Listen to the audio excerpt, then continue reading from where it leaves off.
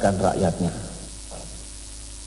Saudara-saudara, rakyat Indonesia dimanapun saudara berada, saya ingin masuk pada bagian kedua, yaitu opsi, kebijakan, dan tindakan yang dilaksanakan pemerintah untuk menjaga dan menyelamatkan perekonomian nasional dewasa ini. Pemerintah menjaga, saya ulangi, kita terus menjaga pertumbuhan ekonomi nasional kita. Meskipun kita telah melakukan koreksi, semula kita ingin mencapai pertumbuhan 6,7% tahun ini, dan kemudian kita koreksi menjadi 6,5%. Dan koreksi seperti ini juga dilakukan oleh banyak negara di dunia karena mereka juga mengalami permasalahan dan tekanan-tekanan pada ekonominya. Pertumbuhan ekonomi yang hendak kita jaga itu kita laksanakan dengan cara menjaga ekspor kita, meningkatkan investasi di negeri kita, menjaga konsumsi dan daya beli masyarakat, termasuk bantuan yang kita berikan kepada masyarakat miskin dan masyarakat tidak mampu, kemudian menjaga pembelanjaan pemerintah, termasuk merumuskan APBN yang tepat. Dan itulah mengapa kita usulkan kepada DPR RI agar dengan APBN yang baru ini, yang telah diubah ini, kita bisa menjaga pembelanjaan pemerintah yang tepat. Itu semua kita arahkan untuk menjaga agar ekonomi kita tetap tumbuh dan insya Allah bisa kita capai 6,5% pada tahun ini. Di samping itu, kita juga menjaga perekonomian makro kita serta berusaha untuk tetap terjaganya sektor real dan sektor moneter. Di luar aspek ekonomi, tentu saja kita harus menjaga stabilitas politik dan situasi keamanan dan ketertiban masyarakat. Jadi saudara-saudara, dalam keadaan ekonomi mengalami tekanan, justru seharusnya ada kesadaran dan tanggung jawab yang besar dari kita semua untuk menjaga stabilitas politik dan keamanan. Jangan kita berbuat yang sebaliknya, karena semuanya tentu untuk rakyat kita, untuk ekonomi kita. Kalau keadaan terus dibikin gaduh dan tidak stabil, maka akan lebih memberikan tekanan pada perekonomian kita, dan pada akhirnya nanti yang terpukul adalah rakyat kita semua. Jadi saudara-saudara, semua kebijakan dan langkah tindakan itulah yang akan dilakukan oleh pemerintah. Meskipun APBN tentu sangat penting, tetapi bukan satu-satunya APBN itu yang akan dilakukan pemerintah ke depan guna menyelamatkan perekonomian dan menjaga pertumbuhan ekonomi nasional kita. Saudara-saudara, saya ingin menjelaskan sekarang esensi dan garis besar RAPBN perubahan tahun 2012 yang beberapa saat yang lalu telah pemerintah usulkan kepada DPR RI. Ini sering tidak dipahami dan tidak diketahui. Yang kita usulkan adalah sesuai dengan penjelasan awal saya tadi, perubahan sejumlah asumsi, kemudian usulan untuk penyesuaian subsidi agar tidak membuat fiskal kita jelek, dan agar pula defisit kita tidak kemudian berkembang, kemudian melampaui batas yang diizinkan oleh undang-undang. Jika ada kenaikan BBM, maka kita pastikan dalam APBN perubahan itu bantuan dan perlindungan masyarakat itu memadai, cukup, dan benar-benar bisa meringankan beban saudara-saudara kita yang berpenghasilan rendah dan yang tidak mampu. Lantas juga dalam RAPBN yang kami usulkan itu tergambar pengurangan belanja pemerintah, kementerian dan lembaga dalam hal ini, yang itu semua dengan tujuan adalah untuk melakukan penghematan agar kita bisa menjaga defisit kita pada angka yang tepat. Setelah dibahas dalam hal ini pada tingkat DPR RI, maka saya bisa menyampaikan ke hadapan saudara-saudara rakyat Indonesia bahwa hampir semua usulan pemerintah, baik yang menyangkut asumsi maupun postur, termasuk defisit anggaran yang wajar, itu disetujui oleh DPR RI. Memang ada sejumlah perubahan dan penyesuaian yang dalam prosesnya juga dibahas secara bersama antara DPR RI dengan pemerintah. Dengan demikian, APBN perubahan tahun 2012 dapat saya katakan relatif terjaga, relatif aman, meskipun tentunya ada pekerjaan rumah yang harus kita lakukan untuk menjaga dan mengamankannya. Dalam kaitan ini, atas nama pemerintah, saya menyampaikan terima kasih dan penghargaan yang tinggi kepada DPR RI dan juga kepada unsur-unsur pemerintah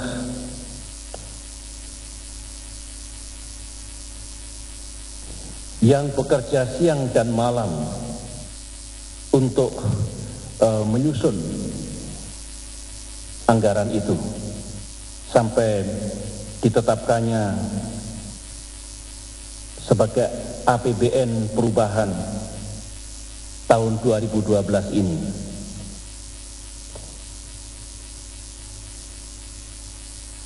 Ada halaman 14 yang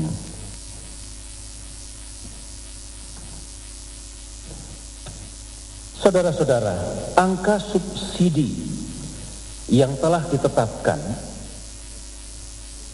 termasuk subsidi energi sebesar 225 triliun dalam APBNP tersebut, kita rasakan, kita nilai juga relatif aman.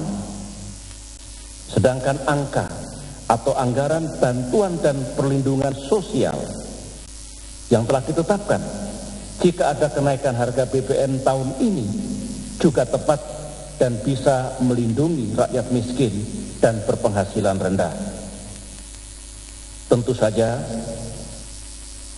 kenaikan BBM itu dapat dilaksanakan manakala tekanan ekonomi sungguh sangat berat, dan opsi itulah satu-satunya yang tersedia untuk menyelamatkan ekonomi kita. Saudara-saudara, saya mengatakan tadi APBN perubahan telah ditetapkan dengan postur, asumsi, dan besaran yang pada saatnya nanti akan diketahui oleh publik. Sekarang permasalahannya adalah apa konsekuensi dan permasalahan yang mungkin muncul akibat perkembangan perekonomian sekarang ini, termasuk tekanan dan permasalahan yang baru, kalau kita berangkat dari postur APBN perubahan tersebut. Saudara-saudara, kalau ada masalah yang baru, apalagi tekanannya begitu berat, tentu saja kita akan menghadapi kesehatan fiskal dan APBN kita. Misalnya, harga minyak yang kemudian terus meroket atau melonjak tinggi, nilai tukar rupiah yang manakala itu melemah, terjadinya inflasi yang bisa muncul karena pengaruh global ataupun faktor-faktor penting lainnya. Tentu keadaan ekonomi kita akan bertambah berat ketika menghadapi lonjakan atau meroketnya harga minyak mentah dunia, sementara harga BBM kita pertahankan seperti sekarang ini dan tidak ada penyesuaian. Sungguh pun demikian, mengingat kenaikan harga BBM bagi saya dan juga bagi pemerintahan adalah opsi terakhir atau cara yang kita tempuh jika tidak ada opsi lain, maka menghadapi tekanan-tekanan yang kita rasakan sekarang ini, ke depan ini pemerintah akan dengan gigih dan dengan segala cara melakukan berbagai upaya untuk menjaga perekonomian kita. Saya memikirkan, pemerintah terus memikirkan dan mengembangkan sejumlah kebijakan dan upaya khusus pada tahun 2012 ini. Antara lain, kita sungguh ingin saudara-saudara, penghematan energi itu dilakukan secara sangat serius di seluruh tanah air, sehingga menjadi gerakan nasional.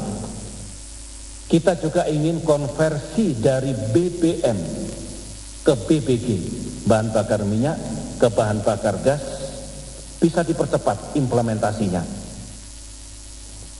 Kemudian penerimaan negara yang masih bisa kita optimalkan, kita bikin meningkat. Misalnya penerimaan dari pajak ataupun usaha pertambangan yang bisa menambah tingkat penerimaan negara kita. Yang lain, penghematan anggaran kementerian dan lembaga, termasuk anggaran daerah, juga harus benar-benar dilakukan. Hal-hal terakhir yang saya sebutkan ini bertujuan untuk menjaga agar defisit kita tetap pada posisi yang wajar dan tidak melebihi ketentuan undang-undang. Sekaligus, manakala kita bisa mengatur penerimaan dengan pembelanjaan dalam APBN tahun berjalan ini, maka Indonesia kita tidak perlu menambah utang-utang baru. Dengan demikian kita tetap menjaga rasio utang terhadap PDB kita secara sehat.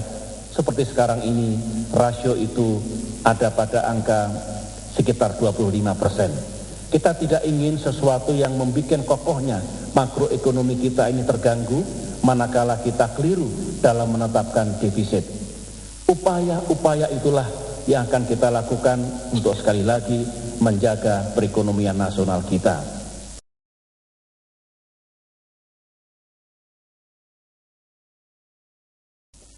Saudara-saudara, isu yang paling mengemuka yang juga diliput oleh media massa siang dan malam adalah tentu isu tentang kebijakan kenaikan harga BBM dan arti dari amandemen pasal 7 dari Undang-Undang APBN perubahan tahun 2012 ini. Saudara-saudara, tentang mengapa dan dengan alasan apa harga BBM dapat atau perlu dinaikkan sudah amat sering dijelaskan selama ini. Meskipun sayang, sering penjelasan itu kurang dimengerti dengan baik. Makna dari pasal 7 Undang-Undang APBNP perubahan tahun 2012 beserta ayat tambahannya tiada lain adalah pemerintah diberikan kewenangan untuk menaikkan atau menurunkan harga BBM dengan aturan tertentu. Aturan itu adalah penyesuaian harga BBM dapat dilakukan manakala ada perubahan sebesar 15% atau lebih rata-rata selama 6 bulan terakhir terhadap harga minyak Indonesia atau ICP. Itu aturannya. Dalam pasal itu pula juga disebutkan kewenangan kepada pemerintah juga diberikan untuk menetapkan kebijakan pendukung sebagai respon dari penyesuaian harga BBM itu. Saudara-saudara, sebenarnya kewenangan pemerintah seperti itu bukan luar biasa. Karena otoritas atau kewenangan itu juga berlaku di banyak negara dan berlaku di Indonesia sejak pemerintahan yang lalu. Selaku kepala pemerintahan, saya menyambut baik aturan ini karena pemerintah diberikan ruang dan kewenangan yang sah untuk menyesuaikan harga BBM. Sekaligus diatur pula ketentuan bahwa penyesuaian itu baru bisa dilakukan apabila memang tepat dan semestinya dilakukan. Jadi aturan 15% selama 6 bulan terakhir, maksud saya 6 bulan terakhir 15% itu tentu dengan alasan dan pertimbangan yang cermat. Jadi bukan semau-maunya pemerintah, meskipun pemerintah diberikan kewenangan untuk menyesuaikan harga BBM itu. Justru aturan seperti itu, saudara-saudara, sesungguhnya sama dengan pandangan saya, pandangan pemerintah, bahwa menaikkan harga BBM adalah jalan atau pilihan terakhir jika tidak ada yang lebih tepat lagi. Rakyat Indonesia tahu, sebagai contoh, meskipun sejak bulan Oktober tahun 2011 yang lalu harga BBM terus melonjak, tetapi hingga sekarang ini saya belum menaikkan, pemerintah belum menaikkan. Karena pemerintah terus berupaya, terus berikhtiar untuk mencari solusi lain. Manakala solusi itu dapat ditemukan. Terkait dengan wacana kenaikan harga BBM dewasa ini, sampai sore dan malam ini saya masih mengikuti diskursus dan perbincangan yang ada di masyarakat luas, maka saya ingin menyampaikan hal-hal sebagai berikut. Pemerintah akan terus mencermati dan mengikuti perkembangan harga minyak dunia. Apakah perkembangan harga minyak dunia itu sudah akan melumpuhkan ekonomi kita jika tidak ada penyesuaian harga, atau kita masih bisa bertahan dengan memilih solusi yang lain? Kami akan ikuti terus secara cermat minggu demi minggu, bulan demi bulan. Dengan keluarnya aturan baru dalam APBN perubahan tahun 2012 yang saya katakan tadi sesungguhnya juga sejalan dengan pikiran pemerintah, maka jika tetap ada lonjakan kenaikan harga minyak pada bulan-bulan mendatang ini, pemerintah berkewajiban untuk menguji perkembangan harga itu, untuk kita tarik mundur 6 bulan terakhir dan dikaitkan dengan pasal 7 ayat 6A. Apakah sudah diperlukan untuk menaikkan harga BBM atau belum diperlukan, atau bahkan tidak perlu ada kenaikan harga BBM itu. Pemerintahan yang saya pimpin akan terus taat azas dan menghormati ketentuan undang-undang yang berlaku, termasuk Undang-Undang APBN perubahan tahun 2012 ini. Saudara-saudara, rakyat Indonesia yang saya cintai, sebagai presiden yang pernah menaikkan harga BBM, tetapi juga sekaligus pernah menurunkannya, saya sangat tahu dampak atau implikasi kenaikan harga BBM itu terhadap masyarakat kita. Meskipun di sisi lain tentu menyelamatkan perekonomian kita. Sehingga sekali lagi kenaikan harga BBM akan dilaksanakan jika benar-benar terpaksa. Dan apabila kenaikan itu diambil, maka mutlak dan pasti akan ada bantuan dan perlindungan kepada rakyat miskin dan masyarakat berpenghasilan rendah. Dengan penjelasan ini, saudara-saudara, terikat pula dengan ketentuan pasal 7 ayat 6A yang harus pemerintah patuhi. Dengan sendirinya, tidak ada kenaikan harga BBM pada tanggal 1 April 2012 ini, sebagaimana yang sekarang ini dispekulasikan oleh masyarakat kita. Saudara-saudara, Bagian akhir dari penjelasan saya adalah instruksi saya kepada jajaran pemerintah serta harapan dan ajakan saya kepada rakyat Indonesia untuk bersama-sama menjaga dan menyelamatkan perekonomian kita sekarang dan ke depan. Pertama-tama saya ingin menyampaikan instruksi saya kepada jajaran pemerintah, termasuk para gubernur, para bupati, dan para wali kota. Sesuai dengan sumpah dan etika jabatan kita kepada bangsa dan negara, saya mengajak saudara-saudara, marilah kita terus bekerja sekuat tenaga untuk menjaga dan membangun perekonomian kita sesuai dengan APBN perubahan tahun 2012 yang berlaku sekarang ini. Saya berharap saudara semua teruslah setia dan patuh kepada kebijakan pemerintah sesuai dengan ketentuan Undang-Undang Dasar dan undang-undang yang berlaku. Di waktu yang lalu, menghadapi berbagai krisis ekonomi, kita selalu bisa mengatasinya.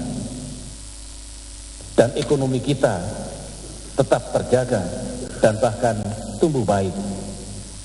Oleh karena itu, sedinamis apapun, seberat apapun permasalahan ekonomi yang kita hadapi, saya berharap kita bisa mengatasinya secara bersama-sama. Dari aspek situasi sosial, politik, dan keamanan, terutama yang ada di daerah saudara-saudara, saya menginstruksikan agar semua pemimpin pemerintahan daerah bertanggung jawab dan bertugas untuk menjaganya, agar masyarakat merasa aman dan tentram. Dan dengan terjaganya situasi politik, sosial, dan keamanan di daerah, maka setiap kegiatan pembangunan di daerah juga dapat dilaksanakan dengan baik. Dalam kaitan ini, saya ingin menyampaikan ucapan terima kasih dan penghargaan yang setinggi-tingginya kepada jajaran Polri yang dibantu oleh TNI yang selama ini menjalankan tugas yang tidak mudah, yang penuh tantangan, tetapi mulia, yaitu menjaga keamanan dan ketertiban masyarakat. Seringkali saudara menghadapi situasi yang tidak mudah, tetapi saya menilai pada umumnya saudara bisa mengemban tugas dengan baik. Demokrasi memang sekali-kali menghadirkan situasi yang boleh dikatakan mengganggu keamanan dan ketertiban masyarakat. Namun demikian, sesuai dengan tugas konstitusional, jajaran aparat keamanan tentu perlu menjaganya dengan cara-cara yang tepat sesuai dengan ketentuan hukum dan perundangan yang berlaku. Kemudian kepada para pelaku ekonomi dan pelaku dunia usaha, saya tegaskan bahwa pemerintah akan tetap menjaga kondisi ekonomi makro Indonesia dan akan berusaha sekuat tenaga tetap menjaga pertumbuhan ekonomi.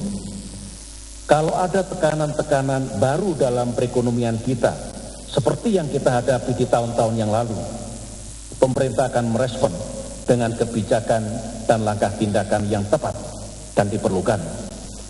Para pelaku ekonomi dan pelaku dunia usaha tidak perlu khawatir, karena kami akan terus menjaga iklim yang kondusif bagi kegiatan investasi dan bisnis di Indonesia.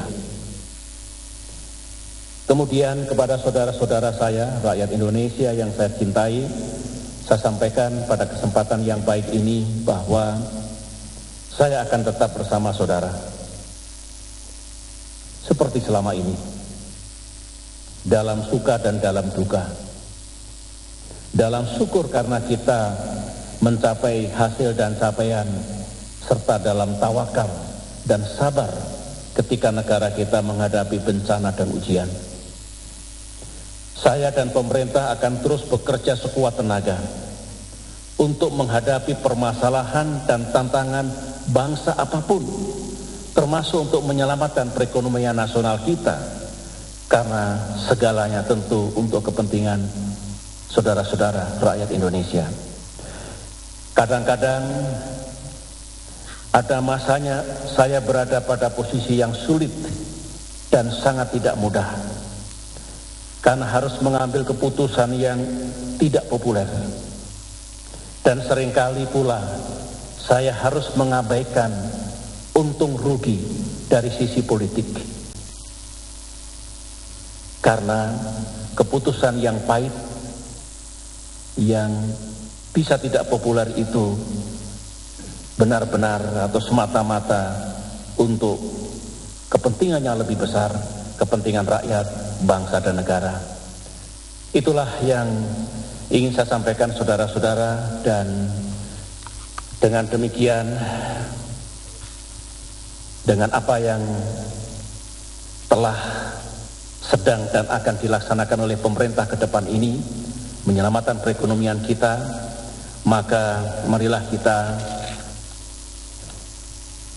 memohon bimbingan, petunjuk, dan lindungan dari Tuhan Yang Maha Kuasa, Allah Subhanahu wa Ta'ala, agar perjalanan bangsa ini tetap berada pada arah yang benar dan menuju ke masa depan yang lebih baik. Demikian saudara-saudara, terima kasih atas perhatiannya. Wassalamualaikum warahmatullahi wabarakatuh.